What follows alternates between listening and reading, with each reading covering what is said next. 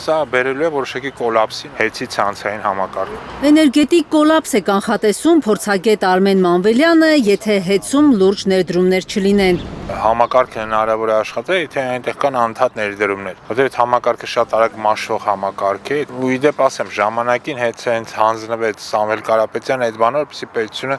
իր վրայից այդ ներդրումները իջեցնի, քչացնի, էլի թոթափի իր վրայից այդ ներդրումները։ Քանի որ Ազգայնացման անվան տակ հեծի կառավարումը միլիարդատեր Սամվել Կարապետյանից խլելուց հետո հեծից հեռացել են նաև ներդրումները։ Պետությունն էլ բավարար գումար չունի։ Իսկ իշխող ուժը ըստ Մանվելյանի ընտրությունների նախաշեմին պետական դրամապանակից մեծաքանակ չնախատեսված գումար է դուրս գրել, որպես ընտրակաշարք թոշակ բարձրացնելու ու առողջության ապահովագրության համակարգ ներդնելու համար։ Կարող են անել պետական բյուջեի հաշվին, բայց պետական բյուջեն առանց դրա ասես ճղվում է, էլի աշնանը հատկապես զմռան, երբ որ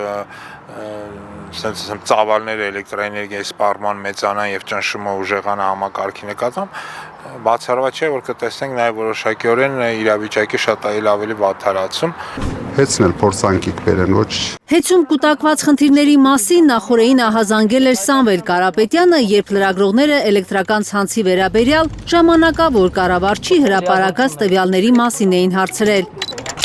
Ըստ Ռոմանոս Պետրոսյանի կառավարման առաջին 6-8 ամիսներին գրեթե 400 միլիոն դոլարի վարկային պարտավորություններից 50 միլիոն դոլարը մարել են։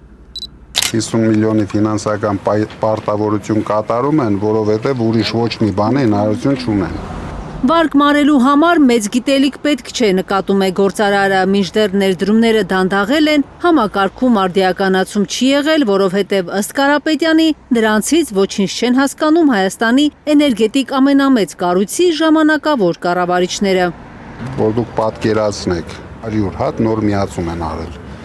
3500-ի փոխարեն։ Դրա համար առաջացել է այդ գումարը, մեծ խելք պետք չէր, որ բանկերի պարտավորություն փակելը, այ խելքը նրա համար է, որ իրագործեն արդիականացում, նոր միացումներ կատարեն, դրա համար իրենք այնտեղ ամբողջությամբ ձախողվել են։ Պետրոսյան Կարապետյան հերակա բանավեճում հետ ժամանակավոր կառավարիչը պատասխանել է, թե 2026 թվականի առաջին կիսամյակում 4103 նոր բաժանորդ է միացել ցանցին։ Մինչդեռ Կարապետյանին լուրեր են հասել, որ բազմաթիվ գործարարներ կանգնած են լուրջ խնդրի առաջ, չեն կարողանում հոսանք հասցնել իրենց նորակառույց օբյեկտներին։ Այդ միացումները չկան, այսինքն դա դառնում է այդ բիզնեսմենների համար մեծ խնդրեմ։ Սովորական բիզնեսմենները ամեն օր դա զգում են հիմա, որովհետև 40%-ից ավելացել են անջատումներ։ ՔՊ-ն տաշիր կապիտալին մեղադրում էր փոխկապակցված ընկերություններից սարքավորումներ գնելու համար։ Մինչդեռ հենց այդ սարքավորումների պակասի հետևանքով է այսօր դանդաղել նոր բաժանորդների միացումը ցանցին։ Դե հիմա կարող են ավելի էժան ձեռք բերել, բայց չեն կարողանում ձեռք բերել, դրա համար չեն կարողանում այդ ներդրումային ծրագրերը կատարել։ Բայց թող ձեռք բերեն, մի տարուց ավել կառավարում են։ Դուք կարծում եք, որ հեծի համար շահավետ եղել, երբ որ ձեր մյուս ընկերություններից են գնում։ Իհարկե ոչ միայն հեծի համար։ Մյուս ընկերությունը դա ինչ է նշանակում։ Դա գործարաններ են, որոնք կառուցվել են, որտեղ աշխատում են շատ աշխատողներ, հարկեր են վճարում Հայաստանում, իսկ իրեն գնացին